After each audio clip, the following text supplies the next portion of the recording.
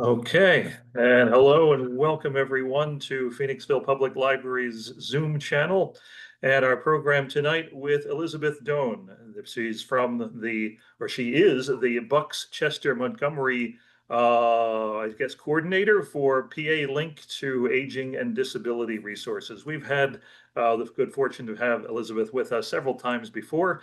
Tonight's program is on the gut-brain connection, and feel free, she says, to chime in at any point during the presentation to ask a question. You may unmute yourself. You can type in the chat. Either method works. And with that, Elizabeth, take it away. Thank you.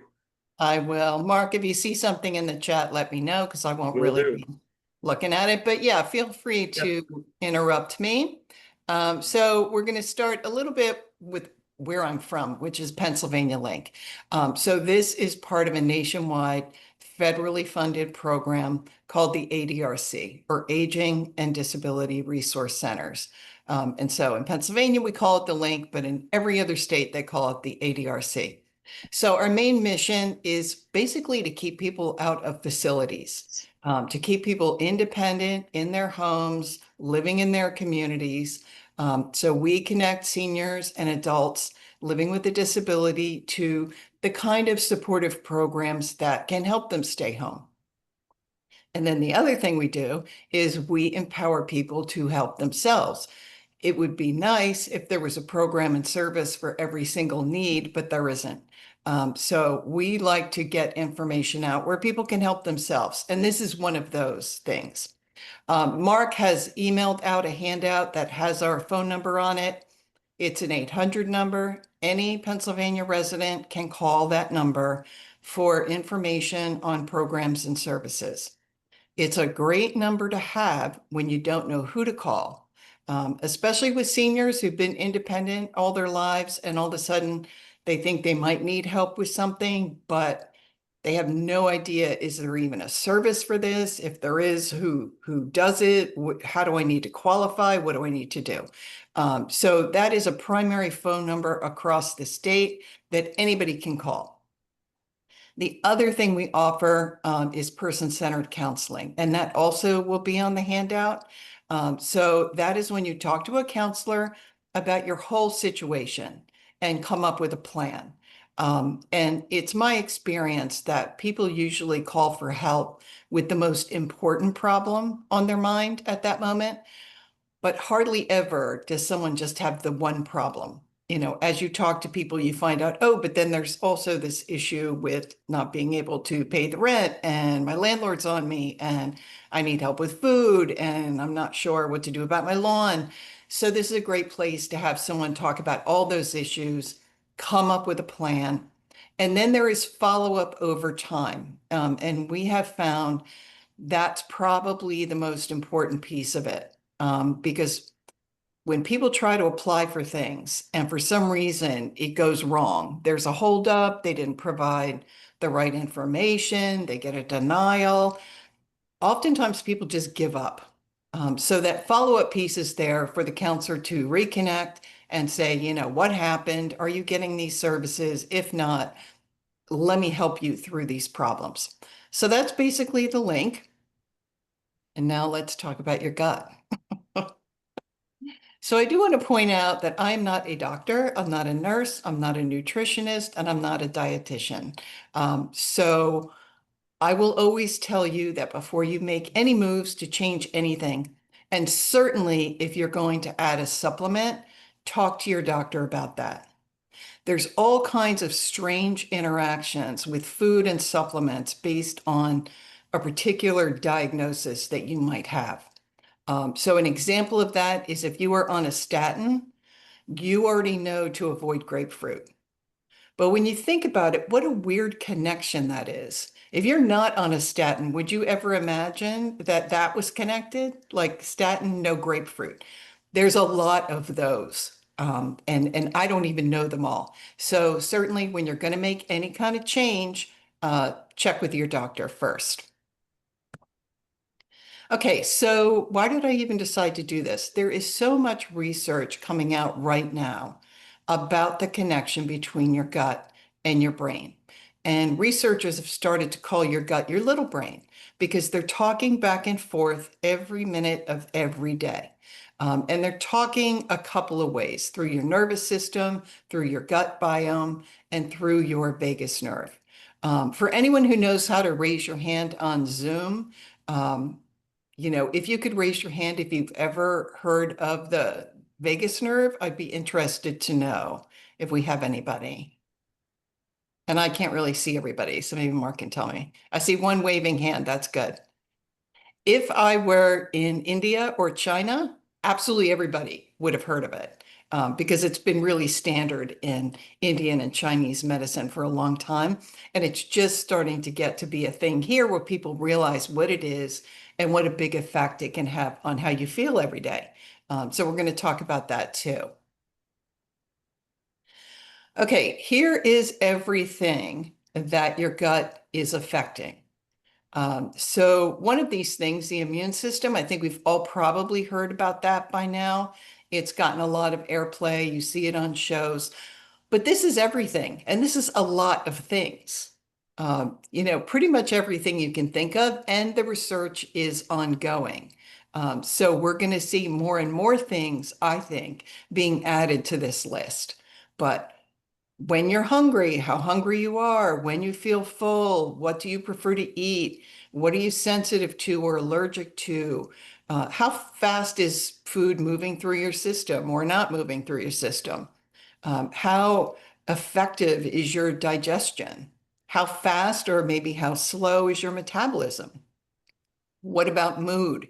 And with mood, I'm excluding things like anything that would be a diagnosis. So I'm not talking about depression or bipolar disorder or hoarding disorder or anything else.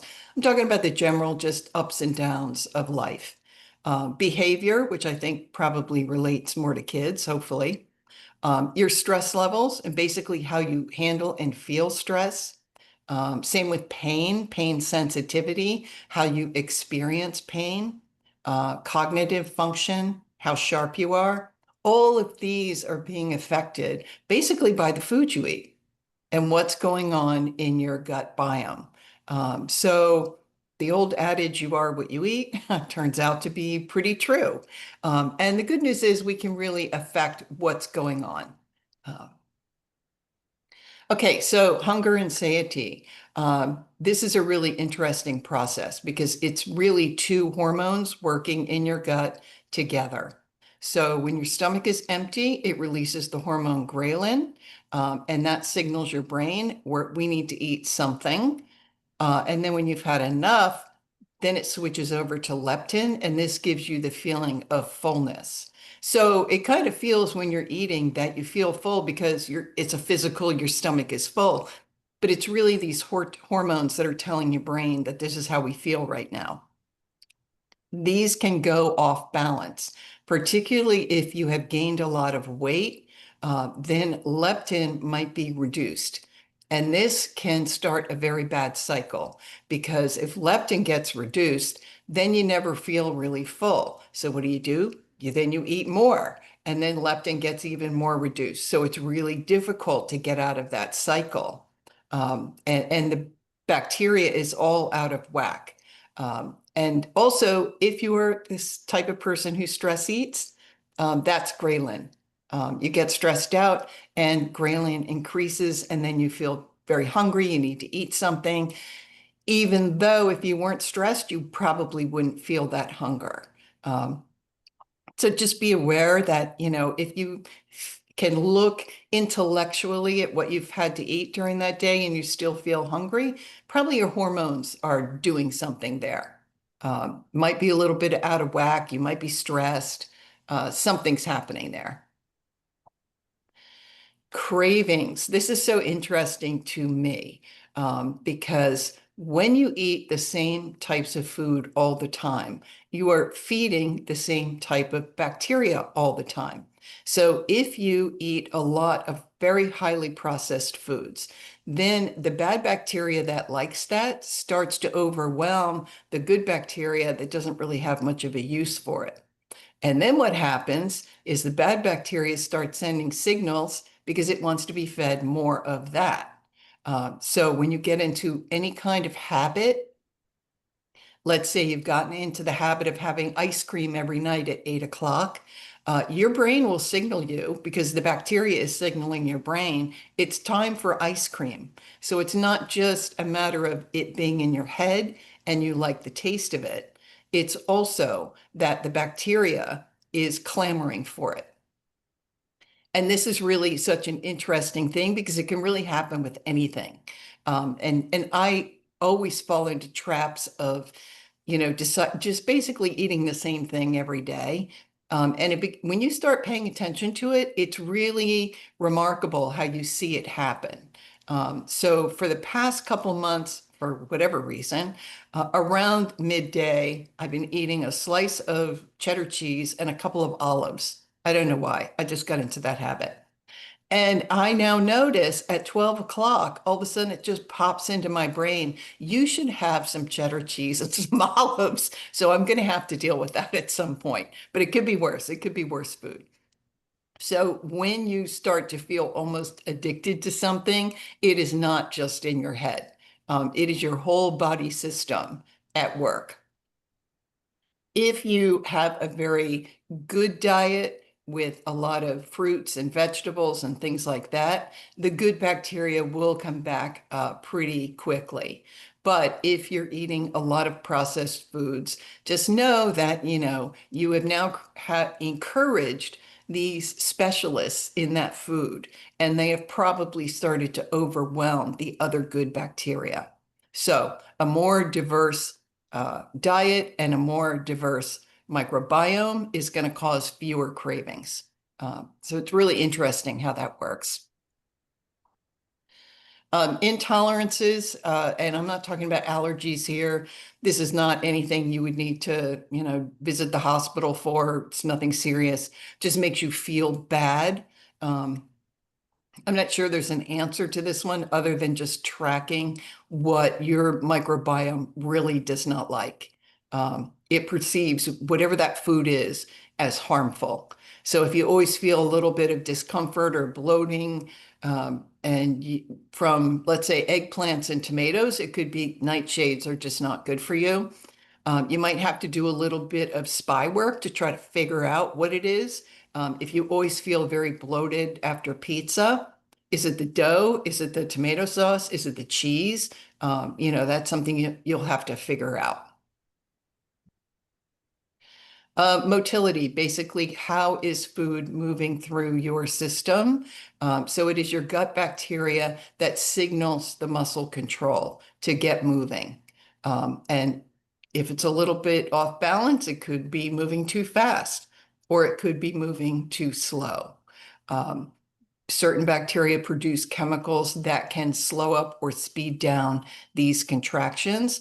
And we'll talk a little bit about how to start correcting that, if it happens to be an issue for you. But I would say with motility, there's a huge range of what's normal. Maybe you go twice a week. Maybe you go twice a day. Normal is a huge, huge range. The only thing you should be really concerned about is when your normal changes. And that really, you should talk to your doctor about. Because those changes can indicate something that needs to be medically treated. So I see a couple things. I see a number on the chat, 3. I don't know if there's anything there. Anybody wants to talk about? Can you see, Mark? No, those were just comments from before Okay. All right. about the vagus nerve. Okay, yeah, I'm so glad people have heard of that. Because when I first started looking into the vagus nerve, it was probably 15 years ago, and I don't think most people were aware of it at that time. Digestion, how efficient is your digestive system in pulling out nutrients that your body can use? Good bacteria can break down those complex carbohydrates and fibers that your body by itself could never handle.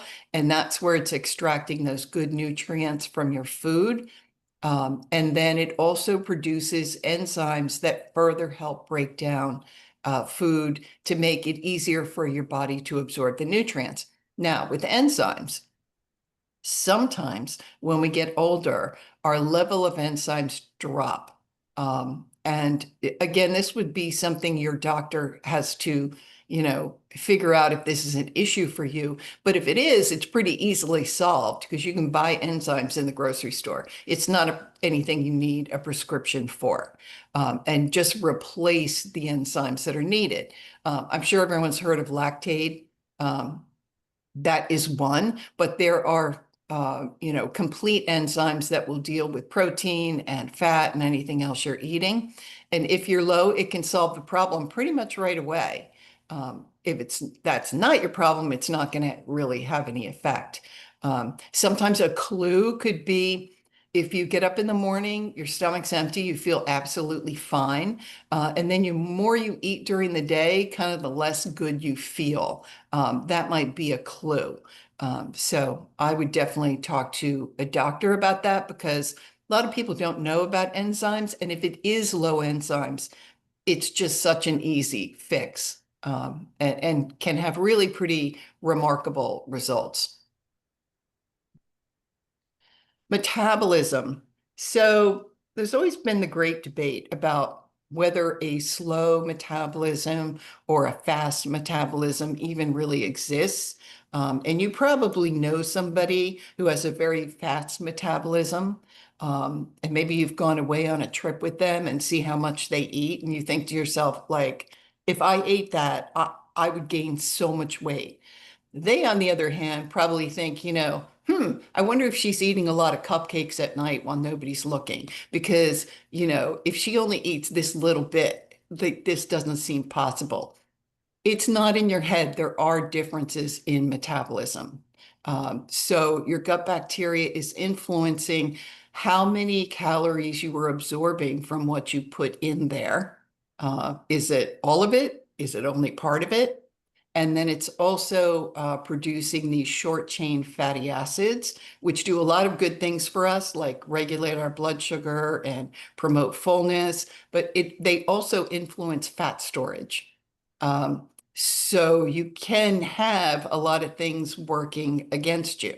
And one of the interesting things about weight loss surgery is that metabolism can get better even when the person hasn't done a lot, because when you have weight loss surgery and they remove a large part of your stomach, they are removing all the bacteria that was in that part of your stomach that they took away. And so the person is starting with a cleaner slate. And then if they're very careful about what they eat, then they can create maybe perhaps a much better microbiome that than they had.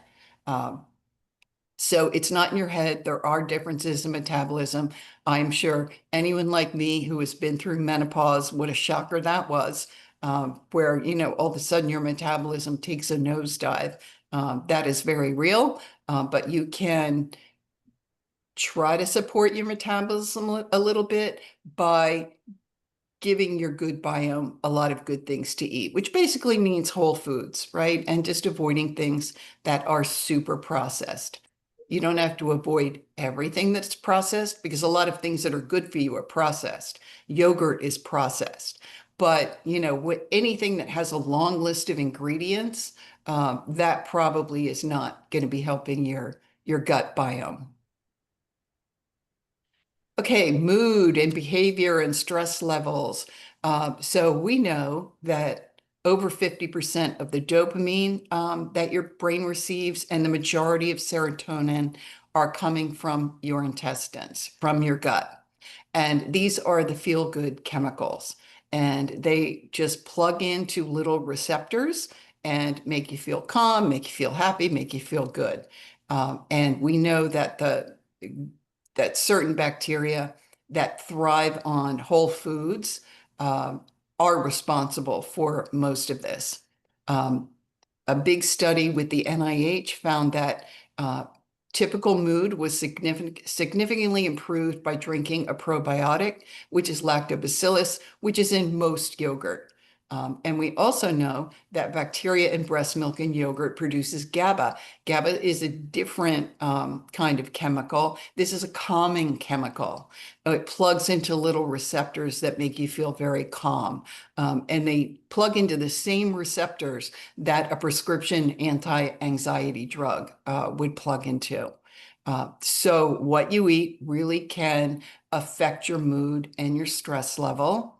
And I would also say that there are individual differences to this. So if you start really paying attention to your mood and what you ate, you might start to see some patterns. And for whatever reason, a certain type of food simply makes you feel a little bit down in the dumps. So when you pay attention to what you eat and the result you get, you could find out a lot about yourself that really nobody can know except you. And when I talk about all this, I'm not saying that nobody should go to McDonald's anymore. I would be extremely disappointed if I could never go to McDonald's. It's just that every time I eat McDonald's, I understand what I'm doing. I'm feeding that really bad bacteria, and I'm going to make up for it the next day. And try to get things back on track. So it's not a matter of depriving yourself of things that you really like. It's just a matter of realizing that you want to also support that good bacteria and try to give that good bacteria an edge over the bacteria that doesn't really help you. Okay, pain. Pain, I really think about in two different ways. One is the intellectual idea of pain. So you broke your arm. Nobody who breaks their arm is going to avoid pain. But how you experience pain is different from individual to individual. It is one of the reasons why the medical field has always had a hard time trying to nail down how to treat someone's pain. It's really just because they don't have a way to assess how you are experiencing this pain. Um, the microbiome seems to play a role in that, particularly with migraines, headaches, nerve pain, and inflammatory disease. And then certainly the microbiome can even influence inflammation. So your gut is studded with these nerves. They are constantly in contact with the brain through the vagus nerve and through your spine, and this can affect how you're experiencing pain. So just another benefit of trying to support your good microbiome, but also to be aware that you don't have to be guided by how somebody else would experience something. I think that people should be relatively forceful with their doctors about how pain is affecting them. Because you don't want to be pushed off saying, well, it's only this small thing. It could be very painful to you. And I would get in the habit of being able to describe pain in the way doctors can understand it. They can't really get a handle on it if you say, well, I just feel really bad. To be very specific tends to work for them. It is a pounding, it is sharp, it is dull. Come up with the words to be able to explain it and then just be very forceful about particularly how it's affecting your life, because that's another set of facts that they can take in. Your activities of daily living are being affected in these ways. So, most doctors are very science-minded, very analytical. The more facts you give them, the better it is. But never dismiss your pain or say, well, it's only this thing. I shouldn't be feeling this, so bad. Not true. Everyone experiences pain differently. Okay, cognitive. How sharp are you? You may certainly, if you start tracking what you eat and sort of how your brain is clicking along, you may notice some connections here. And again, they will be just individual things, that I'm just not sharp when I do this or I eat this. Now, there is research ongoing about what the connection is with cognitive ability. We do know some facts. We know that the microbiome of people who are living with cognitive decline is less varied. What is not been figured out yet is what's the cause of that? Is the microbiome being less varied affecting the cognitive decline, or is the cognitive decline resulting in less varied because the person is not eating a proper diet? So a lot of research is going on about that. And I think we'll start to see that, people who are experiencing cognitive decline start to be treated with things like probiotics. And in general, there's not a lot of downside there. So I think those tests will probably start to happen pretty rapidly. So that's one of the newer areas.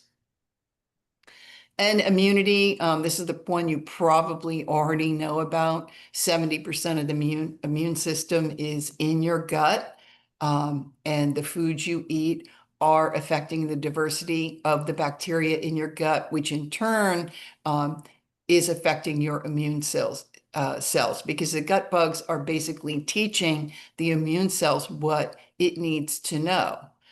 So a lot of plant foods that are high in fiber are really great for that. And the way we live is kind of opposite because we tend to, in the summer, eat lots of salads and things like that. Where we really need them in the winter, where we tend to turn to maybe a cozy beef stew or something like that. So just keep in mind that, when you hit cold and flu season, adding some extra plant foods that are high in fiber is really going to give you a little bit of a boost and help your immune system get a little bit stronger. And then, of course, as we age, our immune system drops. And of course, very young children also have a less robust immune system. So I think particularly when we age to try to support that immune system as much as we possibly can, knowing it's not quite as strong as it used to be. And that's why, a flu might hit an older person so much harder and result in a hospitalization or even death than it would a younger person who felt bad for a week and then kind of shrugged it off. So that's just one way that you can support your immune system. Okay, so the vagus nerve. So this is the wandering nerve. It's the longest nerve in your body. I'm so glad that some people are already aware of it.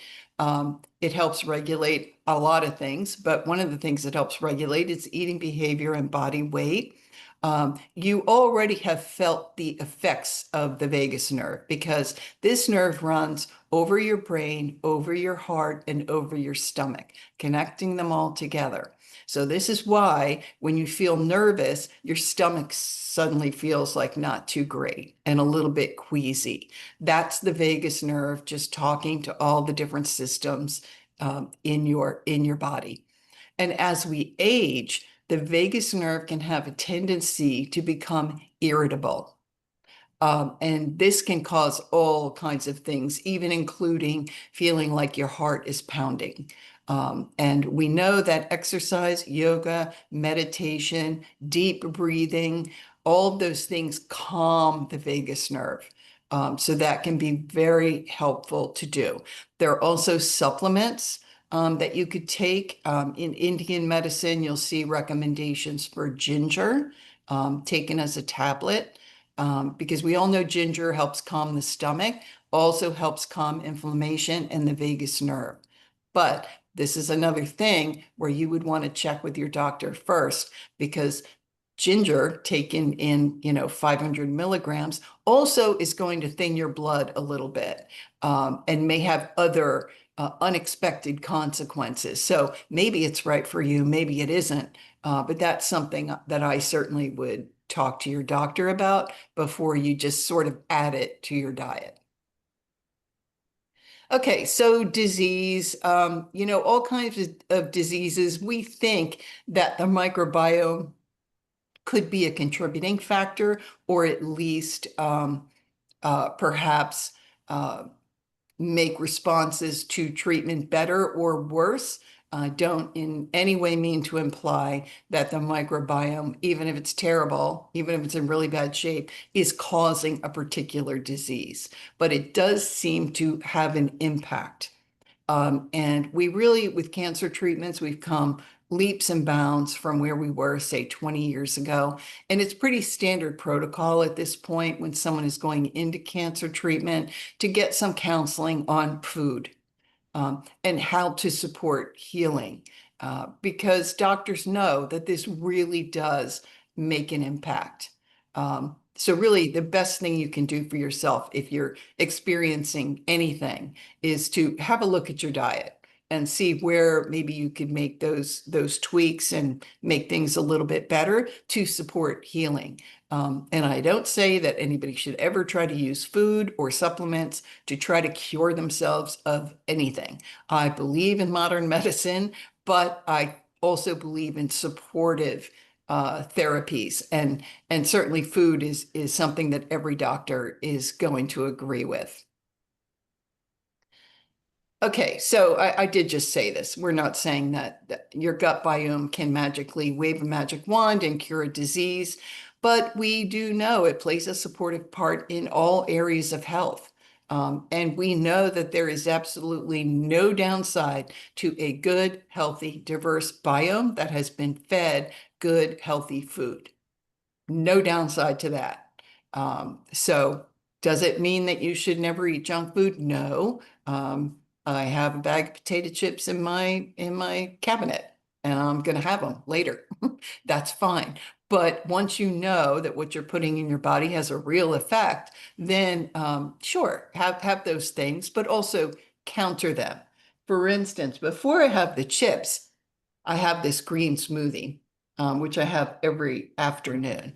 And it's just a simple way for me to get my greens because I don't always feel like eating a salad. So I would look at those clever ways to figure out, what is something I would do every day that I don't have to force myself to do.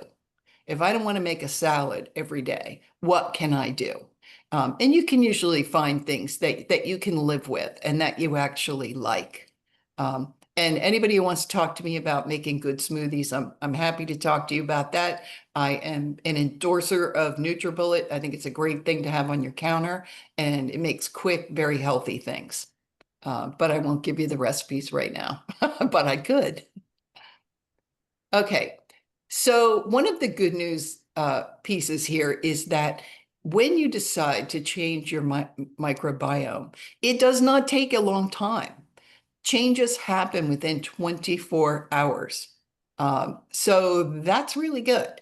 Now, everyone knows if you've taken antibiotics, most doctors at this point will tell you, on the day after you start taking probiotics, and that is to rebuild your microbiome. And we also know from people who've had weight loss surgery, that's their moment to rebuild the microbiome into something very different from what it was. And for us, just know that, sure, okay, we just came off of July 4th weekend. Maybe you ate 10 hot dogs. It wasn't great diet-wise, but you can start changing that around by tomorrow. I mean, it's really great that you can fix it that fast. And if you, went on vacation and just ate whatever you wanted, okay, but you can then start reversing, having fed all that bad bacteria and start starving it out and increasing the good bacteria. So not hard to do. Okay, we talk a little bit about fiber because your microbiome really loves fiber. There's two types. One is soluble. It dissolves in water, forms like a gel that moves through your system, does a lot of different things, can lower your cholesterol, regulate your blood sugar. And here's some examples of where you can find that. Oats, peas, beans, apples, all bananas, avocados, great source of everything. They're great. Psyllium powder you can use to just add it. Benefiber, which you probably seen it in the grocery store. It's in that green little tub there. Is a white powder you can put in anything. It disappears. You won't taste it. It doesn't make anything thicker. It just disappears. I put it in my morning coffee. Why not? It's just an extra little boost of fiber. But again, things can always have unintended consequences. And there are people with certain health conditions who should be on a low fiber diet and should not increase their fiber. So that would be another thing you might want to check out with your doctor, not with me. So then the other type of fiber doesn't dissolve in water. This is the bulky fiber that moves through your system in bulk and is great because it's like basically scraping the walls of your colon and cleaning everything up. It's also good for constipation, which I'll tell you, if you suffer from constipation on a usual basis and it's just become a problem and you've been to your doctor and ruled out any other health conditions, I would look at not only increasing the bulk of what you're eating, the roughage, but also the timing. Sometimes when people are grazers, they eat little meals all throughout the day. That can become a problem because they're literally not giving their digestive system enough to work with in any given time. So you can play around with that if you've ruled out, other sources of this constipation. And they're found in whole wheat flour, wheat bran, nuts, beans, cauliflower, green beans, and potatoes. Potatoes, as long as you don't cut them up into French fries and fry them or cover them in butter, they are like the perfect food.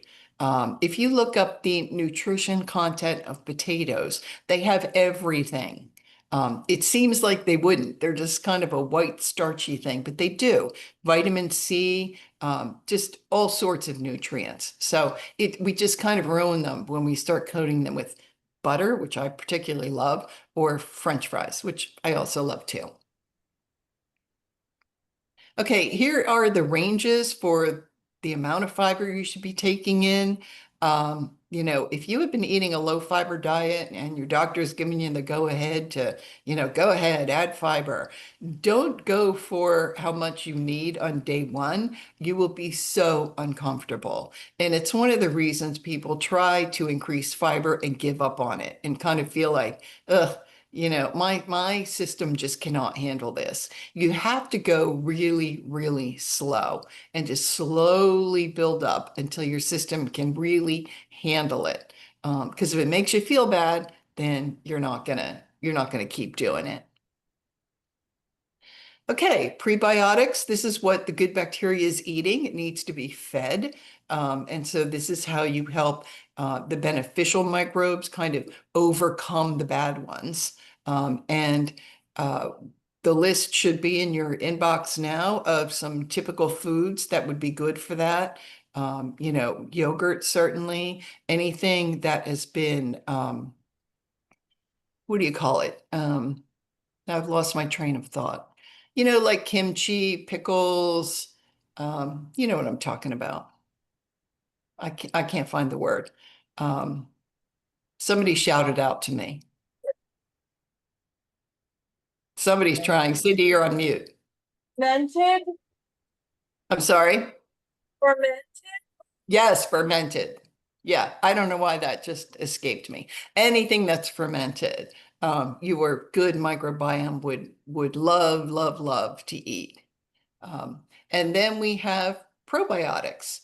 And so easily found in yogurt, but some people can't eat yogurt. They don't eat dairy. There are other places to find it, and certainly you can buy probiotics and take them that way, which usually, if you've been on antibiotics, that is usually what a doctor would suggest because you're getting the right doses of that. And they just have all amazing effects. There was a huge study done by researchers who followed nurses for long periods of time. And they came to the conclusion that yogurt was the food that was most associated with reduced weight. Now, I will point out that the word associated is key here because I don't think it's been determined yet whether the yogurt was responsible for the reduced weight or did this nurse have a reduced weight because she generally ate good food and yogurt was one of them? I think the jury might be a little bit still out on that one.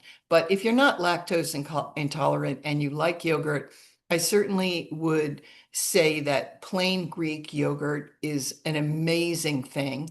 And if you don't like eating yogurt for breakfast, I will also point out that plain Greek yogurt tastes exactly like sour cream. So anything you used for sour cream, you can just swap that out. And then Boar's Head has yogurt-based dips that are really pretty clean looking in terms of the ingredients. And one of them is sour cream and onion. And it tastes exactly like that old school thing we probably all grew up on, where you had sour cream mixed in with the Lipton soup onion mix. You really cannot tell the difference. So there are some easy ways to get yogurt in, even if you're not a typical lover of yogurt, because some people don't like it. Okay, polyphenols. These are very beneficial and found in a lot of different things. Plant foods, certainly, fruits, vegetables, herbs, spices, and also more fun, tea, coffee, dark chocolate, and red wine. And these do all kinds of things. They can help prevent blood clots. They can stabilize blood sugar and lower your heart disease risk. They may promote cognitive ability, improve digestion. They may offer some protection against cancer. So this is just another reason why, if you can choose the whole food option, that's always the best way to go. But very cheerful that, dark chocolate and red wine and tea and coffee are on the list too. So that's good. Okay, so the handout is in your inbox now because I couldn't post it on the chat. You can take that to your doctor and say, I was interested in trying this thing or that thing, and just see what he says. And then if you want to look into supplements, certainly you can look into those and then ask your doctor because they really can have unintended side effects.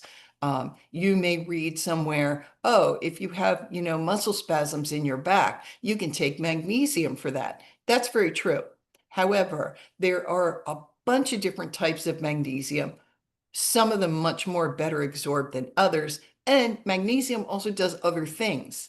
It can give you diarrhea, particularly if you're taking the wrong kind, and particularly if you're prone to it anyway. So always there can be those unintended consequences. But I think that this particular subject is just fascinating. There's so much research going on online. So just start paying attention to your body, what you're eating, how you feel, start looking things up and then just check it out with your doctor. It really, what you're feeding that microbiome can really, really make an impact. Okay, so I did say a million times, please talk to your doctor. Because I mean it, like really, really, really talk to your doctor. Okay. And the other thing that should be in your inbox is the information for the link with our 800 number, with our phone numbers if you're interested in getting person-centered counseling, and then some resources you can check out online. So that's it. Does anybody want to talk about anything? And I'm going to stop this share. Yep, got a question here. Yeah. Go ahead. Hi, thanks for a nice presentation. I had two quick questions or comments.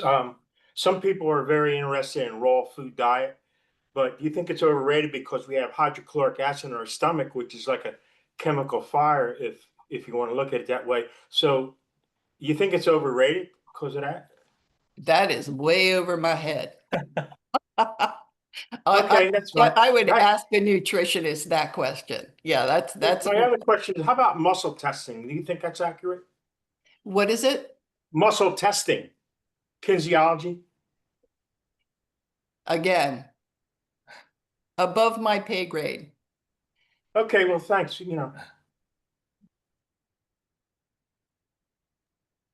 Anyone else with a question? Feel free to unmute. Okay, there's something in the chat. Can you see that, Elizabeth? How about the influence of garlic? Yeah, garlic is meant to be very good for the gut, but again, I would ask my doctor if you were going to do anything significant with garlic because it does have anti-clotting properties. So if that might not be right for you, it really depends. You know, if you were on warfarin or something and started adding a lot of garlic, I think that might cause a real problem. So there all just are these unintended consequences. But a little garlic in your food, I don't think you could, unless your doctor has already told you that that's not for you. I can't imagine that that would be dangerous. Can I show the first 3 pages again? Let's see. Is that the info about PA link? Is that what you're talking about there, Kay? Um, no, it was just the introduction. The first three, I didn't grasp much of it. I was listening and I wish I had written more down. Okay, so we had the PA link, we had the warning, talk to your doctor. Then we had the connection between your gut and your brain and how these signals are going back and forth. And then we had the big list of That was a good everything one. that's- Yeah, yeah. I mean, I can send it. This is recorded, right? So you can always go back.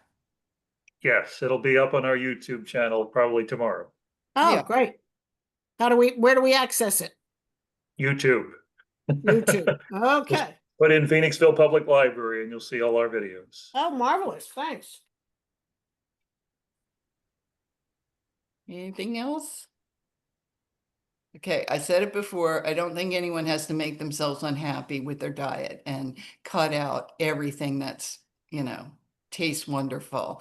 But just know what you're doing and try to balance it out a little bit. And, you know, if you think you've fed a lot of bad bacteria, maybe try to, you know, switch it out the next day and feed the good bacteria. All right, a couple of comments about how this was excellent. Thank you very much for your information. Great. Okay. Thank you, Elizabeth. Looks like, oh, here we go. There's another question in there. Contrave, that? I don't even know what that is. Okay. Let's see. Can you explain that, Kay? Diet.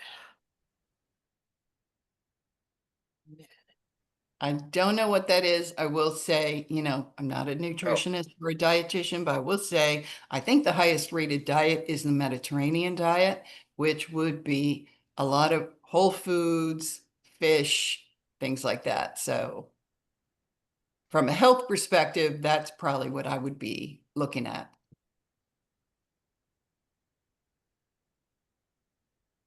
All right, she said, thank you. Okay. Looks like we're good. Thanks so much, Elizabeth, for spending the time tonight. Yeah, happy to be here. Interesting. Yeah. Good luck, everyone, with your food adventures. All right. Thanks, everybody, for tuning in, and look for our video on the YouTube channel probably tomorrow. Thank you.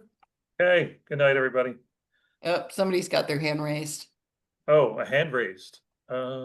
Chris. Someone with a question? Maybe they unraised Could have it. been accidentally hit something. Yeah, it could have been. Okay. Okay, we're going to sign off. Okay. See you All later, right. Mark. Take care. Thanks. Bye-bye now. Bye.